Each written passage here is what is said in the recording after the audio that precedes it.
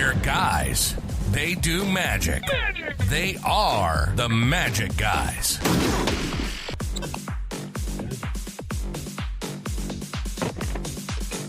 That's a magic book. What was that? About 40 pounds of magic book. Jesus Christ. Banyan's magic, brother. Do the intro. Do the thing. Are you using it for self-defense? What's the deal? Well, come on, I already messed the intro up. Are we not going to give us an official intro? Let's roll with that. All right, guys. Welcome to the Magic Guys Live. Welcome to episode 245. I'm your host, Nick K. And joining us this week is Daddy Doug. Say hi, Daddy. What's up, y'all? Good to be back. Good job. Now, Josh DeVito is not joining us this week. He is what? Let's make up something funny. What's he doing? He's in parts unknown, crunching the numbers for the big game. Yeah, I'll roll with that. You got something better?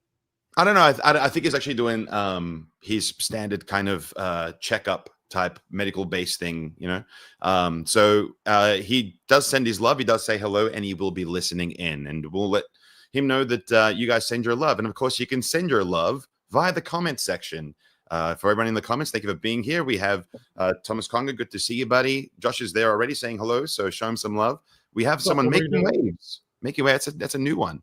The Magic of Seth. Good to see you, bud. And the Mystery Box Studio. What up? And of course, always good to see you, Tim Askin. Friends, it's been a week. Thank you for being here. Doug, how's your week been? Good. You know, I've been in the retail end of the magic universe doing, you know, what I do here at Trick Supply. I'm here today, coming in hot. We've been celebrating the Thanksgiving and all the Black Friday sales. Because the folks were asking about you last week. How is it now with the bricks and mortar being all set up? Like, what news can you give us? Well, you know, I got Eric Stevens here now, and I absolutely love having that man in my universe. As he says, we are the same person. So he has a great love for magic. He's a great demonstrator for a retail environment, just a wonderful performer and magician in general. Today he's out at the Magician's Room, which is on the Link Promenade, and he's working for them doing street magic today. So we'll have him on soon to talk more, but that's been nice.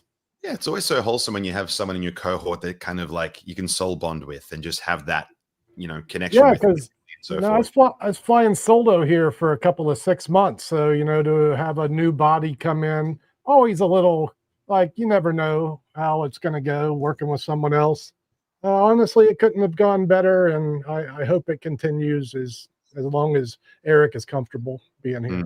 You know, if it's one thing that we're sort of proud of here at the Magic Guys, it's the spirit of community in magic. And in fact, if anyone goes to the Discord, but you guys can join and meet other awesome magicians like yourselves and actually start a community. Like if you actually read people who have been joining it recently, it's like, I'm in Sydney. It's like, whoa, we should meet up. It's like, this is exactly what magic community should be about. Like I am all about it. So guys, thanks for being here. Questions for Speak Pipes. We will save those for another episode when Josh is here because he runs that sort of entity. What's happening now is Doug and I are going to try and run the show without drowning us all and running us into the ocean. This week is going to be an interesting episode. You see, I like doing history lessons here, right? I do a little bit of research and find stuff out. Now, whilst doing a little bit of reading on some classic magic effects, I thought we talk about people. What about actual magic effects? I was looking into the soaring in half illusion, right? And we'll talk about that briefly with its history and so forth when we start the report. But one thing I realized is that there's a kind of a dark history that surrounds the actual soaring in half illusion. And through the 19th and 20th century, there was basically a series of copycat killers that were using that device as their means of committing murders. And I was like, this is so out of control. So I wrote this a little while ago. So it's kind of basically as fresh to me as it is to you guys. And I thought, you know what? As far as popularity goes, we love magic, but there is so many like true crime podcasts that are killing it. So I say, let's put them together. Let's go true mystery, magic mystery. Let me guys tell you the story. You guys in? I love this. I'm in. It's wild. Okay. So today we're diving into one of the darkest intersections between stage magic and real world violence. It's a series of events from the late 19th century through to the mid 20th century, where the illusion known as the soaring in half, or more appropriately, it's actually soaring through a woman, is what it was called, inspired real ghastly copycat crimes. Now, this is about the history surrounding the illusion, the cultural impact it had, which I know that, Doug, you've got an amazing knowledge of this, so I'm really glad you're here this week for us to talk about. So as we go through the episode, we'll talk about the magicians such as P.T. Selbit, Horace Golden, and Oswald Williams, which was a new name to me. Doug, I'm not sure if you're familiar with that name, but I'll hit you up about that in a bit. And now these guys were pioneers with regards to the soaring in half illusion. And as well as that, the investigations have followed with people who try to actually attempt and recreate that illusion with these fatal results. So I'm ready to begin. Doug, you ready? Wait, I got this reference book I can check you on, and I figured the boss would be happy if I swing a product at the screen, as I am taking time out today from Book Supply. Look at this volume from this is Mike Cavaney's company, Magic Words, I guess. This is a history of the sawing in half illusion. Maybe I can find some appropriate pictures as we get this story and history underway.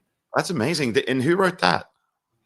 This is Mike Cavaney, 100 Years of Sawing, an astonishing history of magic's most iconic illusion.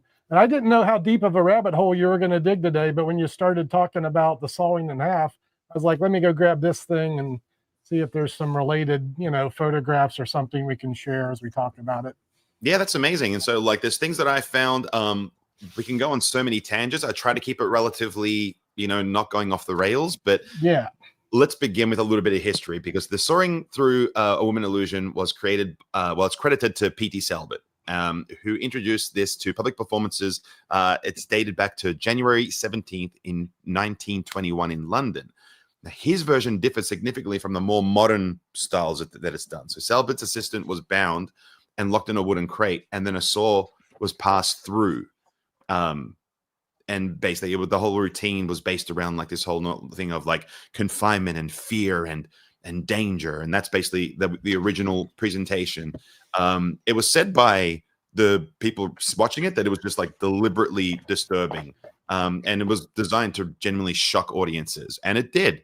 And I know that some people in the future, and I'm not sure if it was P.T. Selbit himself, but there was a lot of people during this time that were taking buckets of blood and like pouring it down the theater. Like, do you remember that story, Doug? I have not. That sounds made up. You're just making stuff up, aren't you? No, they were pouring pig's blood into the gutters of where these illusions are being done at the theater.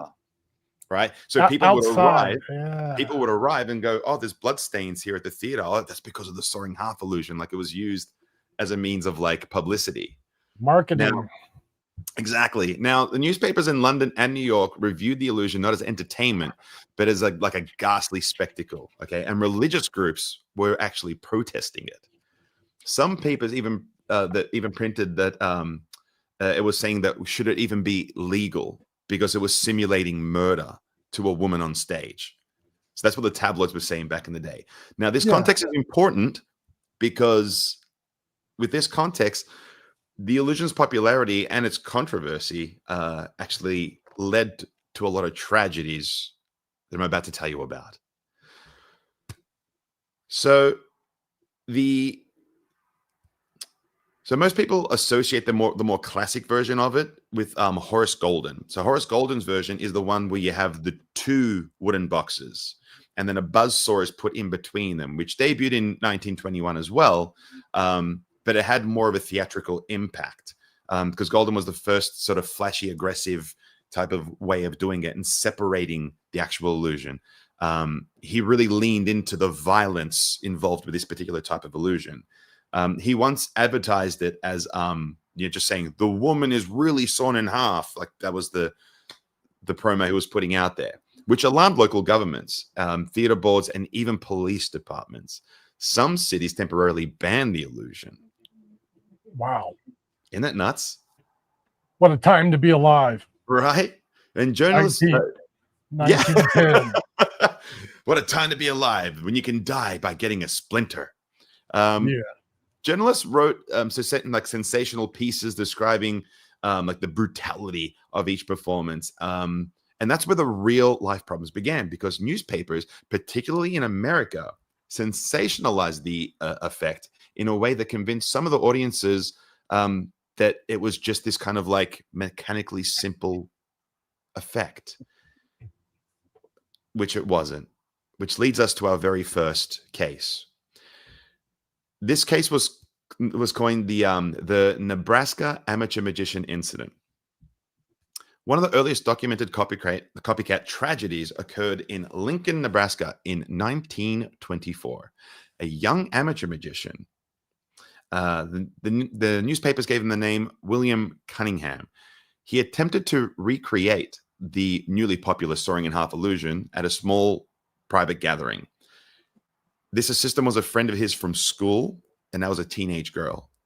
Cunningham had no access to the proper apparatus, blueprints, or anything. He had no training, no understanding of misdirection, or anything to do with mechanical design, but he still attempted the illusion. Without a method. No, he literally just placed the assistant in a wooden crate, nailed it shut, started using a handsaw. Oh, no. Tragically, the young lady died within minutes of the illusion being performed. Awful. That's the worst trick I've ever heard. It is awful, right? And this is oh my. Yes, this is where tragedy. Yes. So, the case led to national news coverage and a widespread debate. Again, the religious groups were really using it as like saying that like magic is corrupting our youth, which is funny because we promote youth do it now, right? Which is serendipitous, right? They were asking what year was that? It says the year was 1924. Now, magicians argued that the sensationalist of the journalism was the result of it happening, not the art of magic. Magic wasn't to blame. It was them sensationalizing it. Well, also this, dumb people. Yeah. Dumb people are the problem. You Yeah. do tricks without a method. That's Exactly. dumb. Now, there was another case. This case was titled the Iowa Carnival Murder in 1933. In 1933, a traveling carnival in, I'm not sure how to pronounce this. It's Atomois. Yeah, it's Artemois, obviously. I'm just saying, I wasn't sure. I don't know. We don't know the spelling, Nick. It's Artemois. Yeah, that's what it is. Attumwa, Atomois in Ottawa, or Iowa. Oui, monsieur. Oh, in Iowa? Yeah, Atomois in Iowa? Iowa. Am I saying it correct? Iowa. Yeah. Yeah, you're right. So this traveling carnival in Iowa, a carnival worker named Robert Liston murdered his estranged partner and attempted to disguise her death as a magic trick gone wrong, staging the body in the actual soaring apparatus. Now, investigators quickly determined it was not an accident. Like there was all the evidence to sort of suggest that the murder had happened prior. But Liston had actually built the device himself with no intention of actually performing it, but he built it, popped her in there and was like, oh, no, just it went wrong. I didn't. Yeah. All right. And so That's actually not a bad idea, kind of. You know? It's semi-plausible. Like, who would make that up? Only a dumb person. But no, it's like, dude, I was practicing and now she's dead. I don't know. This reminds me of the one where the guy used invisible ink on his face and like rubbed a bank. And then they were like, how did they see my face? Yeah. Like it's that level of like idiocy that's sort of happening right now, which is staggering. So that being said, the event was cemented in the American press that the idea of the soaring in half illusion was inherently dangerous or linked to violence, despite it being an actual theatrical performance when done correctly. So another really dumb one, but leads us on to another situation that happened in London. Now, this is one of the most disturbing cases of this particular thing happening. So in this case, it occurred in London in 1947, shortly after World War II. A man named Kenneth Redshaw, obsessed with stage illusions, constructed a homemade soaring box and tried to attempt it after watching a performance by Oswald Williams, who was a respected British magician of the time. Williams' show popularized and updated the soaring prop with more mechanical sophistication, and audiences were like deeply captivated by the way it was done. Renshaw, however, became convinced that he could improve it. So he lured a woman that he knew personally, not a performer, into his apartment, claiming, "I want to practice the illusion for a theater audition." His construction was described as being very crude, dangerous. It lacked zero engineering safety mechanisms in place, and it wasn't a legit stage prop by any means. And as a result of him attempting this rehearsal, she died. So he was arrested and sent to prison, and the newspapers referred to him as the soaring box killer. And Williams was devastated, and he said, this is what I think is a very important talking point. Illusion is an art. Murder is not. One should never mistake one for the other.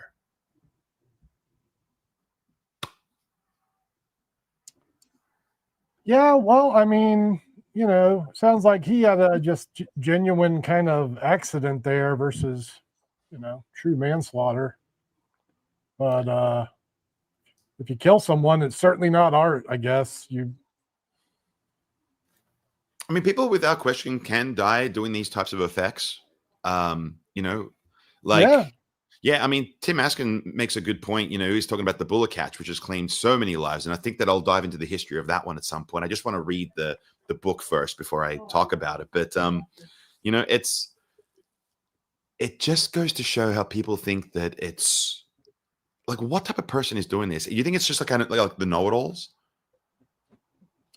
Look, it's like this. Magic attracts some of the brightest, best humans in the world, literally top tier superhumans, and also the dumbest. We have them all. Yeah. So you're going to get things like David Copperfield doing the best sawing in half in the history of man, and then you're going to get people manslaughtering their assistants. Yeah. It's by the way, if you make it to David Copperfield's museum, you can see that saw. You can also see P.T. Selbit's original sawing in half and 6 other versions. It's quite a nice portion of this tour that David gives, where he talks about the lineage of this effect and how it was stolen from one magician to the next and how important it was, you know, in our history. It was a big deal. Okay, so, well, so your knowledge of the soaring in half, before we go any further, I feel like at this point where that not everyone sort of has the biggest knowledge, or probably hasn't even had an opportunity to actually see it performed before. Now, the first time I saw it performed was actually by Kaylin and Ginger during the Illusionist tour. And oh yeah, they're doing like Jarrett's or no, Alan Wakeling's sawing. Well, yeah, when I was going to say that, I wouldn't know what version that is, but if I was to describe it, like, so let's take a moment and explore the soaring in half illusion so that anyone who's unfamiliar with it, we can talk about the versions of it and its improvements. Now, how's your knowledge on that one, Doug? You know, stage illusion is not my forte, but I do know that they were performing, you know, the Alan Wakeling sawing in half. He was a magic builder for Mark Wilson and some other magic luminaries. I'm looking to see if we have his book. Jim Steinmeier wrote a book on the magic of Alan Wakeling. We don't have it here. Yeah. So with the many versions, like I assume the first version was just a box passing through and then box open and then they're good. Yeah. So the boxes didn't separate, you know, in the early versions, right? That came later in the thin model sawing in half. Well, I'm flashing back. The first one I saw was Doug Henning. He did it with 2 women in 2 different costumes, and then he put the halves together the wrong way. So when they came out, they were like mismade women. Pretty cool take on that plot. But yeah, that was a big evolution, I'm sure, once the box is separated completely. But that's my gray area when we get into big box tricks. You know, I know my card trick's pretty good, but some of those big illusions, I like to watch them. That's about it. Yeah, I would say that the most common way of it being performed nowadays would be the version where there is two separate boxes that are bound together, and then there's two blades to cause the separation, which go through the torso of your assistant. And there's really nice subtleties with that where it'll go through easily one side, but then one of my favorite ways of presenting it is that they'll put it and it'll get halfway and it won't go further, and it's like, oh, it's stuck on the spine, and then you'll have, and then the and with this version as well, I think I should mention that as far as the spectator's visibility, normally their head is sticking out of the box, but the top portion of the box is from their shoulders to their torso, and then it's either their entire feet or sometimes to their ankles, and their feet pop out the other side. Yeah. You can see that version performed in the All-Star Magic review just 2 weeks ago. This was a good dynamic. Emily England was doing that with her female assistant. So two ladies doing the sawing and lady in half illusion is a little less macho and pretty damn cool, actually. That is cool. Yeah. But yeah, and with the presentation of it, so you can see their head, you can see their feet. So there's these really nice, convincing moments. And then when it goes two blades to the torso, the second blade always gets stuck. And then the magician will walk around to the assistant's head, grab their neck, and just give it a little tug as if to like shift them up a little bit in the box. And then it just drops down as if like it was stuck on the bone and then fell through. And then the separation can happen. So it's a wonderful means of actually being able to do that. And then you have the side doors as well. You can open up. You can see their hands and their legs and stuff as well. So as far as methods go for that, I don't know, but it's pretty cool. Doug? Yeah, I was looking through this book to see if I could get when does a thin model evolve? There's so much in here. This caught my eye. Di Vernon. There's a Di Vernon credit, of course. Yeah, I invented the sawing in half before Selbit had it, Why is there a Di Vernon credit in the sawing in half book? I wonder if you ever go ahead. I just thought how do you classic pass a sawing in half? As you were talking about, some of the versions, I was thinking about some of the cool one-person versions that the modern magician can do now. Like there's another Jim Steinmeier version. It's like a zigzag for one person. So just the top of the body gets dissected by a sword. You can do that solo. And are they in a box for this one? Yeah, the magician gets in a box, and then the top half of his, they put a sword over here, and the top half moves to the right, So if you're in the chat and you can name this illusion, you'll get a bonus point in my universe. I think it's modern art, but maybe not that one. I wonder, do you think zigzag fits? Would we have zigzag, one of the greatest tricks of all time, without sawing in half? We had a conversation about that some while ago where we're talking about routines to be retired. And we believe that zigzag needs to be retired and put in an old folks home. Wow, I disagree. Did I say that? Did I agree to that? Or was that you and Norbito conspiring behind the old guy's back? Yeah, we would have been talking smack behind your back, sure. See, I would suggest this. What people need to do is look at what Robert Harbin did with the original performance of this and present it like a professional instead of like a dance routine. You get an audience member up to look at the box. It's a talking piece. It takes 6 or 8 minutes. It's not a 2-minute razzmatazz number. It's let me present to you this thing, and it's got conviction. The guy's poking her stomach, and there's more than one way to skin a cat. And this, just because we magicians have seen it 100 times doesn't mean a layman has seen it once, and most probably haven't.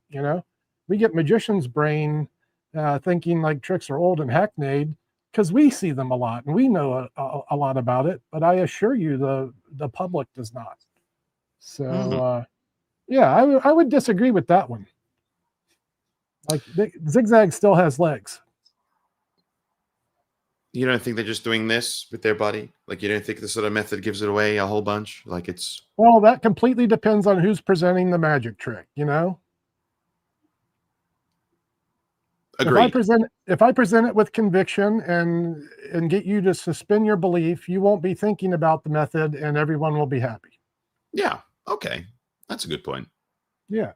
So let's circle back. So where we're at now is that we're a few decades in, and there's been a whole series of folks who have been either one, attempted to perform it that they shouldn't have because they just assume it would be something super easy and they could just get a friend to help them do it and they'd impress all their friends.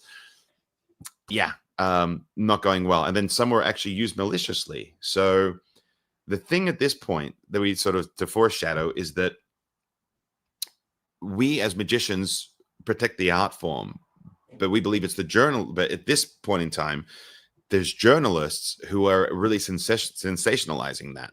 And some of the things that they were printing at the time were actually helping folks make the matter worse. And that leads me to this next part of the story, because Horace Golden actually sued the newspapers who frequently were claiming that they knew how the sawing worked. Now, not because now he sued them not because he wanted to hide the method alone, but because it was the newspapers who kept printing false ways to do it, and the explanations were genuinely dangerous. And with that information that they were putting out there in the newspapers, his fear was that it could lead amateurs into attempting the effect at home, and thus resulting in more cases like this. Now, in one famous lawsuit in 1921, a paper described the illusion as saying it involved no deception. It was just the assistant who contorts herself, and that the magician actually uses a real saw. So, little truth, great big lie in that sense, but erroneous of method. Like, the point is, maybe don't. And don't tell people, here's how it works, so that they can create even more copycats. Yeah. We don't need the murderous pandemic that the sawing in half is, holy mackerel. I guess at the time, maybe when information was not as easily spread, when there's a good trick to be had, you glommed onto it, even if people died. Now, Golden went on to argue in court that these kinds of articles were harmful because they suggested to readers that the effect was just mechanically simple, when in fact it required specifically built boxes, trained assistants, and precise choreography. So he won several of these lawsuits, but by then damage was done, and the illusion had already become part of our pop culture, and it was sensationalized through all the printed media and attracted the nature of very unstable individuals. Yeah. Is there a more iconic illusion than sawing a woman in half? Is that the best known trick? Outside of producing a rabbit from a hat, I would say that's about it. Finding a card, picking a card. But yeah. Hey, I read up on this Di Vernon thing real quick. Fun story here. He was performing at Coney Island in the 1940s. Is that right? And he needed an assistant for this act. So Di Vernon was doing a stage show at Coney Island. No kidding. Hired this woman that was 4'9". Make a long story short, that's how he met his wife. So Di Vernon's wife was hired to be the sawing in half lady, and ended up marrying him. That poor woman. Man. Oh, timing is everything. I'd love to be a magician's assistant. You would? Anyway, that's the Di Vernon story. Yeah, I'm always a fan of what Carol Roy says about being an assistant. At her lectures, she used to say the reason why magicians marry their assistants is so they don't have to pay them. And I was like, that sounds hilarious. Like a Vernon move for sure. Yeah, exactly. Oh, we got friends from Saudi Arabia. Welcome, friend. Welcome to the show. So, to be clear, I am here to hold Vernon accountable now that he can't backtalk me anymore. Yeah, you got some beef. Hey, should we do a deep dive in another episode? What? No, I got enough, bad mojo out there with the Vernon contingent. It's not like I'm waving the Marlowe flag. I'm just saying, Vernon wasn't the best husband. Oh yeah, that's heavily documented. He was a womanizer of sorts, correct? Well, I mean, he only cared about magic. I don't know. Was he a womanizer? Could he even? He's probably too much of a nerd to be a womanizer, but I was told he was a bit of a stud. yeah, maybe so. Maybe I'm just thinking like in his younger days, I bet he was a mega stud. He probably did get around. Mm. But in his older years, I'm just thinking he's a cantankerous magic nerd that only magic nerds want to be around. You know, he looked very much like my grandfather, which is funny because I have a photo of him up here in my apartment. And when my folks came to visit, they thought that was like my dad thought that Cool. it was his dad, and I was like, no, that's Sty Vernon. Nice. Yeah, but a fun moment. So, with regards to this motivation, like we're at this point in the story, we're sort of identifying that it's attracting certain types of like really unstable individuals who are trying to perform this effect and either using it for their malicious intent or just blind knowledge. You know what I mean? Thinking that it's all entirely simple. So, did a little deep dive. It's like, why has it become the template for the copycats? And historians believe that there's several reasons. One is that the illusion invokes a visceral fear. So unlike card vanishes and card tricks, sawing a person in half, it taps into a type of primal dread. So motivation one. Thoughts? I wonder now if that's why we have so many illusions that are on the theme of, maiming the body, so many of them. Mm. Sword through neck, candle through arm. The zigzag's an example, there's plenty, so many. Head chopper. Well, I guess the stakes get higher, so Depends on your budget. If you're DC, you can get a buzz saw, and then the stakes are really high. Yeah, but it's such a weird thing because life is like the most expensive thing when you think about it. Like of all the things you can have, lose, whatever else. Like of all the things, Are we going to talk about Ricciardi today? Is he on your list? He wasn't on my report. No. So, he presented the buzz saw, and here's how he presented it. Here's my lovely assistant. It's my daughter. I'm going to saw her in half now with this buzz saw. And as he did so, blood and guts, and it's a mess, and she's lifeless. And that's it. That's it? That's it. He did not revive her. And how about that? Show's over.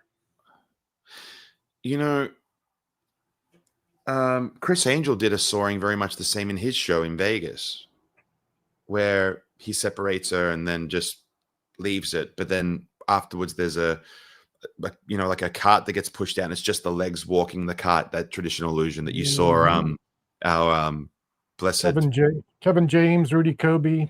Yeah, and our good friend Mr. Flom was kind enough to reveal it. So, yeah, it's interesting. Like, I'm thinking now about Kevin James' version of the sawing. That's so good, where the guy is literally in half, running around the stage on his hands. That's a killer. That is killer. But okay, so next point. Newspapers amplified the violence. So in early 20th century journalism, it was aggressively sensationalized because of the illusion's realism of having someone cut in half. So another version there. The other part of it was also the lack of public understanding, because people often believe the illusion involved literal danger and that they could replicate it themselves. So that's an interesting... And that's probably true on some level. The thing is, if it's seemingly dangerous, why aren't we running away from it? I think, it puts butts in seats, right? The viewing public obviously loves the drama. Card tricks aren't good enough, I guess, for big time. One thing then better than seeing like your hero rise above is seeing your hero fall. So that could be a motivation as well. Yeah. Okay. So some of the perpetrators also saw like the theatrically it was kind of cool because there's several murders that were cited fascinated like the magicians and sort of influencing their crimes. So I think that is pretty unhealthy. And then lastly, the illusion symbolically actually mirrors violence against women. What's another thing? So, that's a very open version. That's Ricciardi sawing his daughter in half. I guess the public could come up and view the lifeless body. What? Yeah. Yeah, when you see the way that Chris Angel does it, it's basically like a giant piece of steel, and it's almost like a swing.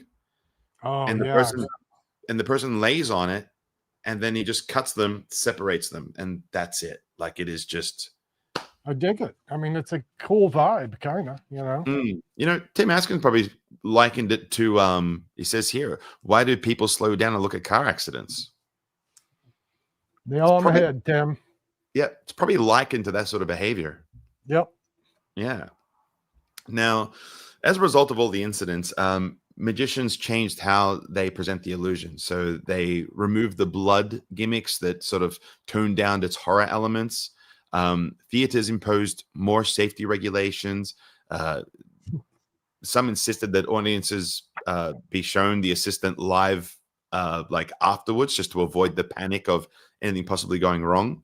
So it's interesting that like the theaters sort of propagated that notion rather than magicians going, okay, there is something unsettling here. How do I combat that? Yeah, I was looking through here, like Mark Wilson had it in a choo-choo train. You know, it's like, I'm going to put my assistant in this train and separate the train cars. That's about as unhorror as it gets, you know, non-threatening, you know. Okay. Yeah, that's what I thought too. Really? A train? A choo-choo train? Yeah. Interesting. Now, also during this, while I was doing my research, I saw that magic historians began documenting the misuse of the illusion. And there's books like the Illustrated History of Magic and the Magic of Horace Golden. They mention these cases in those notes. So, yeah, the modern builders of the prop have implemented a lot more safety standards. I'm just looking at the photographs that Doug is putting up. I don't know. What are we looking at there, Doug? It's a choo-choo train sawing in half, obviously, because that needs to exist. How random, man. All right, sorry to interrupt. Not at all. Not at all. Yeah. And so so the modern builders were trying to put more intense safety standards in place because the magic community became more vocal about discouraging amateurs in attempting this very dangerous illusion without any training. So let's take this. Tim Askin is asking, what did Doug Henning do in his version? Can you tell us, Doug? Well, he did the swapperoo. That's what I was saying. One of the first versions I saw was Doug. He did it with two girls in different costumes. They switched halves when he put them back together. Yeah. Maybe a modern version would be to do it with a man and a woman, and then you got an LGBT thing going, you know, and you can share that with your audience. Yeah. There's at the end of, never mind. I'm going to go dark all of a sudden. Let me not go there. There is a version that Franz Harari did where it's kind of like a spinning wheel number, and it's like 5 bodies, and they all change as it spins around. Like they all come with different colored dresses in the end. You know a badass version now that I recall? I saw this one live. David Copperfield. The Blade. He sawed a woman in half vertically and then separated the boxes vertically, hanging from the stage. I've heard of this illusion, never seen it. It's legit. Look at this. So this is the shit. Oh, is that it? Is that photographs of it? Yeah, that's the blade. So you can see like half a girl there, right? Sliced vertically. This is for those listening. Yeah, for those listening, it's literally as if she was standing up and it was just straight down the center of her being. She's gone. Like that is staggering. How good that looks. I would encourage interested parties to find the special this aired on. It's a great version of sawing in half. You know, words can't do it justice. But now I'm looking at the all-time greatest version. The Steve Fearson method? Yep. And Yeah. specifically the Copperfield presentation with the laser. Yeah. You know, So for those listening, or if you're unaware, there is a version of this where David Copperfield was standing in front of a laser, and then as the laser hits his waist, basically you see kind of sparks flying through his waist, and it simulates the laser cutting through the entire center of his body, like just above his belt line, and then he's fully separated. And then from that point, Copperfield literally just detaches himself and holds onto his own legs as it's he runs. mind-boggling. Yeah. It's like insanely good. And I feel like this illusion has been exposed a little over the last 10 years with some home brewed versions on the internet and such. But let me tell you, if you were at a David Copperfield show in the early 2000s and you saw this happen, unbelievable to see this live. It's a perfect illusion. Yeah. It would have looked unreal. And he puts himself back together. He's got all the great versions, man. David's buzzsaw is the best. The vertical blade is amazing. The laser is literally the all-time best sawing in half. It's hard to argue that. Yeah. Yeah. And that's a Steve Fearson method. And it's interesting because I don't know when Steve Fearson joined Team DC, but I do believe that it was Steve Fearson who ultimately held the method for Vanishing the Moon as well. That's correct. Yeah. Like, and the thing is, if you were to tell anyone like Steve Fearson, like responsible for the ultimate, like probably the most commonly used thread technique to float a cigarette to one's mouth, that's the Fearson hookup. So yeah, no one's doing that without Steve. Yeah. A bit of a genius. Yeah. Yeah. We produce his line now. We have the Steve Fearson line after he decided he didn't want to do it anymore. So I would encourage, let me talk up Trick Supply a little bit. The Vectra thread that comes with Steve's tutorial. There's some really offbeat thread magic in this tutorial, and that Vectra thread don't break. So if you haven't put that in your universe, we continue making a few bucks for this space we're in today, and shop at Trick Supply for Vectra thread. Or the Sugar Bunny. That's Steve Fearson's also. We offer that. That's a killer.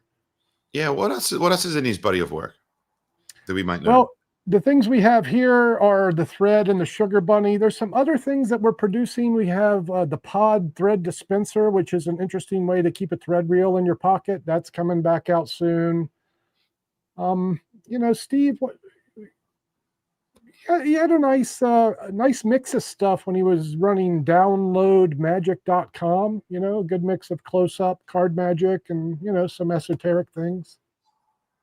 It's, what he also had is that self-levitation where you strap yourself into a box and float up off the ground. He had the standalone as a milk crate.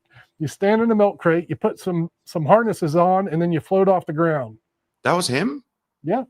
I had no idea. Yeah. The level of genius is just staggering. So let's round this out. So in summary, the soaring through a woman illusion remains one of the most iconic magic tricks of all time. But its history includes the darker chapter, one where misunderstanding, sensationalism, and obsession led to real deaths. These tragedies were not caused by magic. They were caused by individuals who misunderstood the art, ignored its discipline, and believed that the spectacle can be achieved without any skill, safety, or mentorship. So today, The Illusion survives as a masterpiece of stagecraft precisely because magicians treat it with respect. And we should all do the same. Yeah. Yeah. Well, so after running this report, I was thinking to myself that there are so many other things out there that people have probably had some issues. There was some footage of a sawing a half that my dad sent me. It was like someone did it with a chainsaw, and she was like freaking out trying to notify them, and it resulted in a tragedy. But there is true danger involved with doing things of this nature.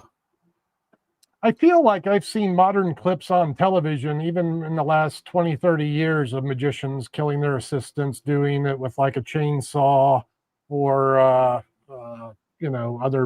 bad methods.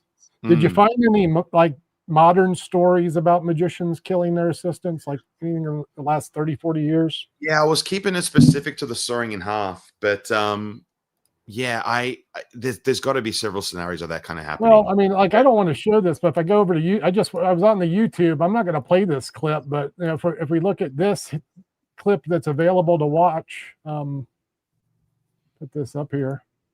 You'll have to add it. It's down there. I can't add it. Is that like this? Yeah, but what's the name of that clip? Oh, I can't see. I've got my screen It small. says magician kills assistant during sawing in half illusion, you know, and that's like a thin model sawing in half. So this is a recent event, just an example of like even modern magicians are continuing to kill their assistants. Yeah, there needs to be a safe word. Everyone should have a safe word. Yeah, I think maybe magicians don't always think through some of the dangerous things that could happen when you're doing, you know, things like that. You know, even.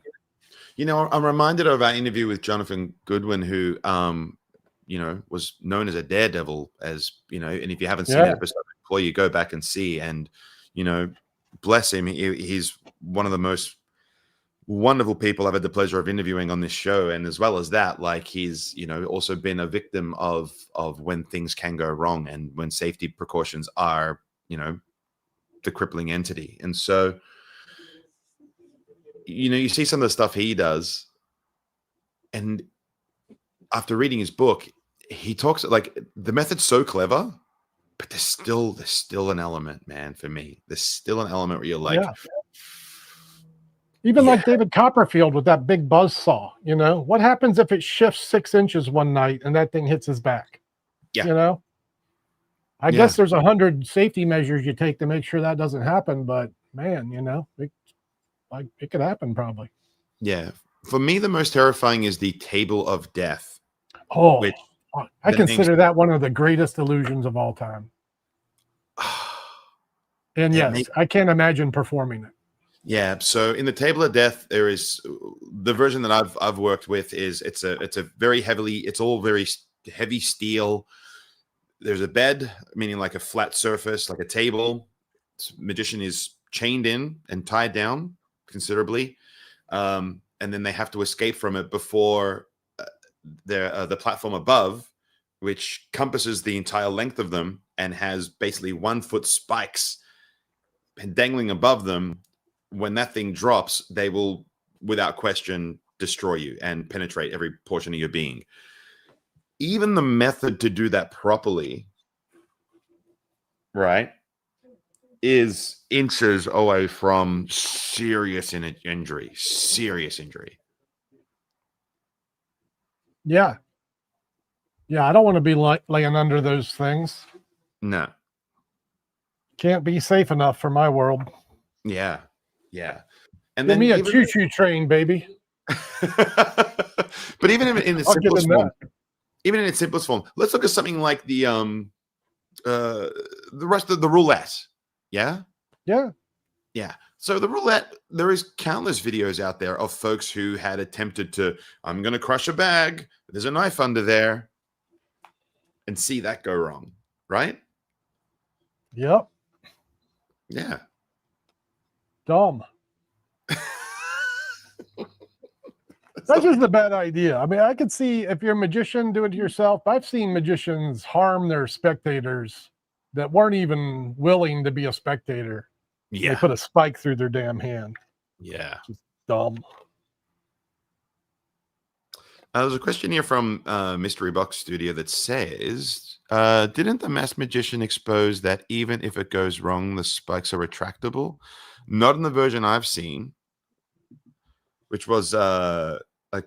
Oh, I hope that's true. That would make sense. Yeah.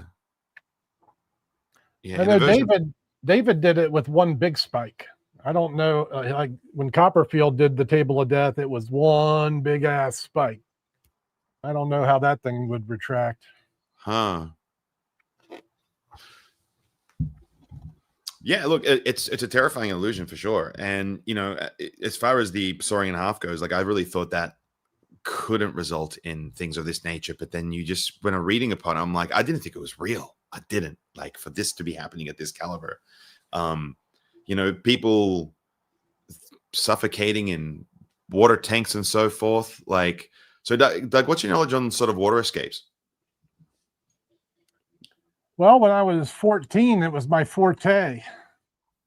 Turns out that I wasn't meant to be an escape artist. I'm just into bondage.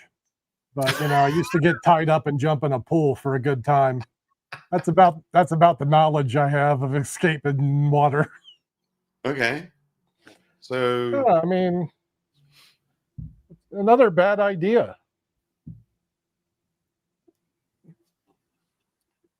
Cool. Yeah, I mean that's a good way to die, right? You get in water and then you can't breathe and die. I think Houdini nearly died a time or two, doing like the water torture. That might be Hollywood, but I was watching Andrew Basso do his escape in the water cell, and he holds his breath for like a full 3 minutes, and there's nothing fake about it. Like, it is just a legitimate. There is a level of fitness and strength that guy has amassed, and it's full credit to him. But I mean, that was Houdini's MO. He'd get tied up, thrown in a river, and he'd stay down there for as long as he could to build the drama, I have spoken to folks who have attempted stuff like this, where when they rehearsed it, it's like you've got like 2 or 3 minutes before like you're fully submersed in water, but then they're like practicing it in swimming pools where they can see. But then it's like, all right, let's throw them in the LA River. Well, not the LA River. That's like something you could pee more in. But let's throw them into a natural body of water, and you got like brown water just like seeping through, and you can't see anything, and it's current. Or like Houdini when he went in the ice and he came up and couldn't find the hole that he escaped from, that he went in. Yeah, this is how he invented one of it, like the water torture cell, because he realized there was a layer of air between the ice and the water, so he could come up and get breaths in between the ice, and that led to being an MO for, staying underwater longer on stage. I did not know that. Imagine the terror of jumping in an ice hole and then not being able to find it on the way up, as well as the shock that the body has, Maybe Houdini was dumb but lucky, Yeah. Tim asked, didn't the milk can go wrong a couple of times? Yeah. I think the times it went wrong was when he submerged himself in liquids that weren't water. So like he said, I'll do it in beer to promote this beer company. And then he gets in there and realizes the dynamic is different. Yeah. Yeah, that's as soon as you said beer, I was like, bad idea. Yeah. Yeah. So I don't know. I also think the stories of Houdini's stuff going wrong is likely Houdini just, planning it that way. Herbert was talking. Actually, I've seen this. Herbert's talking about in carpentry, there is a circular sword that cuts through any wood, but the moment it touches skin, it stops immediately. Yeah. Yeah. Magicians should have a similar type of thing. You're right. When I have an illusion builder friend of mine that helps me build whatever I need to build, props, etc., as well as like renovating property as well. When it comes to cutting, I'm like, yeah. And my hands just stay in my pockets, and I'm just like, I'm not going near that thing. He's like, no, it's safe. I'm just like, nah. And he's also a magician, but he's and he's got his safety measures in place. Don't get me wrong, but we're talking like a giant, like the type of thing that would Mr. Bond would be going down on to have it, like if he was going to be cut down the middle. It's like that type of big blade, and he just has that in his workshop. And I'm just like, I can't touch it. Yeah, no. Yeah. And circular swords, especially, like I was removing some floorboards in a property of mine, and I just gloves, everything. Like, I'm so tentative about my hands. Eric and I, We're putting up new shelves yesterday in the shop. He's got an X-Acto blade open in the box, and we got gloves and protection. And then he's like, and he hit himself with this, a box cutter. And I'm like, oh no, fucking close-up card man whacks himself. Thankfully, he just poked the very tip of it with the thing. But man, ain't no joke. Go hurting yourself with, tools. What am I talking about here? Yeah, look, there's a level of injury and anything that sort of could happen. And, obviously in these cases, we're talking about actual murder cases that people were using, that as an alibi, which is twisted and not recommended by any means. But what's that photograph? That's modern art. That's the one person Steinmeier vertical sawing. Oh. Modern art. He's using an assistant there, but it can be done solo. Have you seen that version that looks pretty much standalone, but you kind of just dump your body on its side? There's like you just sort of like hop and fall. Yeah, that is badass. Yeah, I wonder what the angles are like on that. They look pretty good. Look at this one. It's a vertical. So you split yourself upward, and the bottom half stays down below. Oh, that must be angly as anything. That looks like a big stage illusion. So in that illusion, for the listeners, it's basically like you're in an apparatus, and you're being separated not by laying down, but going upward. So yeah. The Ehrlich brothers, Rudy Kobe had a beef with the Ehrlich brothers doing his leg thing, but they used that with sawing in half. So Ehrlich brothers, German illusion team, the Copperfield style sawing, but not really because they're laying upward. Anyway, they cut the legs off, and then the brother wheels the legs off stage, and he says, I'll keep these.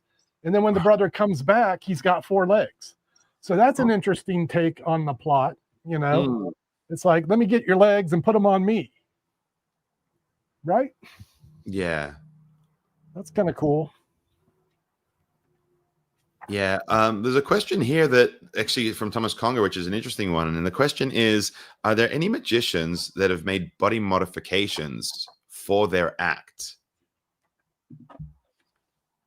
Almost assuredly. I'm trying to think if there's any instances. Like there's been examples of tattoos, which he's mentioned. Like you've probably seen stuff on TV where it's like her eyes are closed and then I rub them and now the eyes are open on the photograph. But as far as like magnets under the skin or...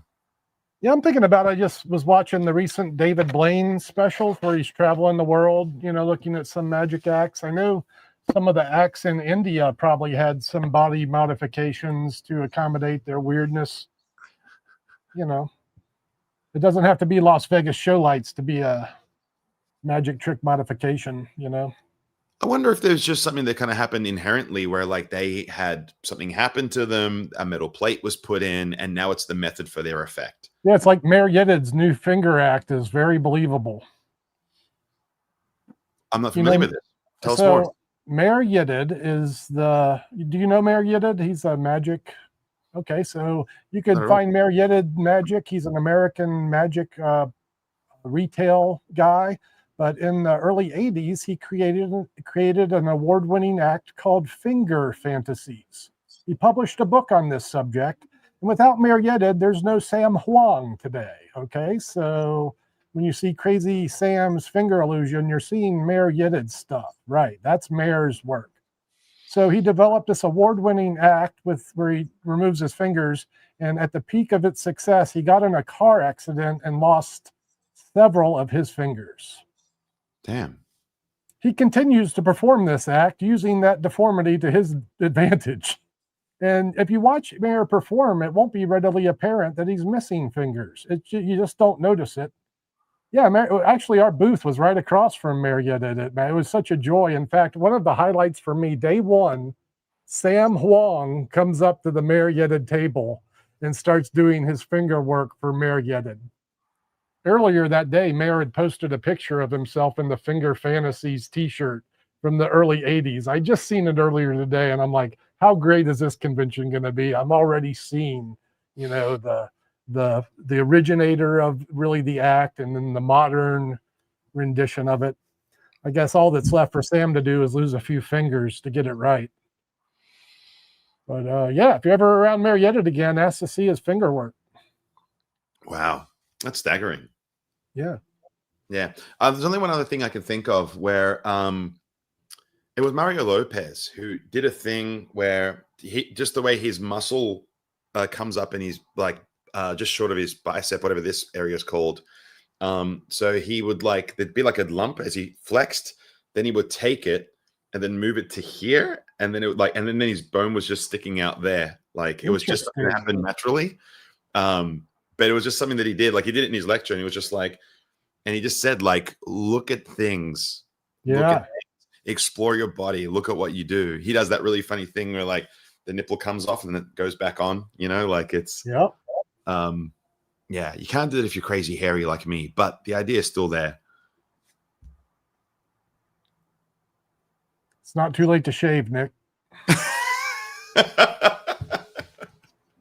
Well, maybe it's time I do. So where's my media assets? Here we go. Okay. I think that's everything we need to talk about. So guys, thank you for listening and being part of the show. Doug, thanks for being here. We'll be back to your regular scheduling next week. I think we have a guest, which will be a surprise. So by all means, if you're not there, join the Discord. Also scope out our merch. We have the Trust the Sleight t-shirts on our website, which you can see at themagicguyshow.com. Anything before we sign off there, Doug? Yeah, $100. Get the sewing book at Trick Supply. You got it. Thanks for listening. It's time for us to disappear now. But we'll see you again on the next episode of The Magic Guys.